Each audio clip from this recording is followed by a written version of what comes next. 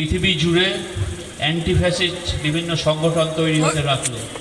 প্রথম যে অ্যান্টিফ্যাসিস্ট ঘোষণাপত্র ঘোষিত হলো সারা বিশ্বের পক্ষে, ভারতের থেকে সই করলেন রবীন্দ্রনাথ ঠাকুর, এবং এখানেও তিনি চেষ্টা করলেন বিভিন্ন রকমভাবে ফ্যাসিজমের বিরুদ্ধে প্রচার করতে।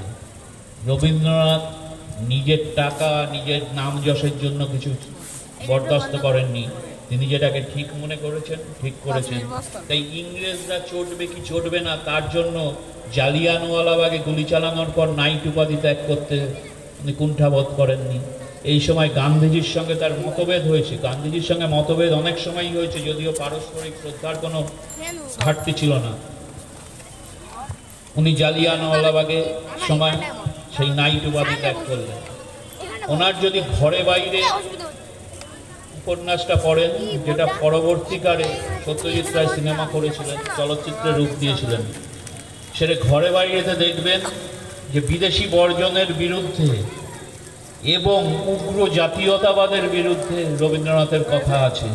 সেই উগ্র জাতীয়তাবাদের রকম কিন্তু আমরা এখন দেখতে পাচ্ছি।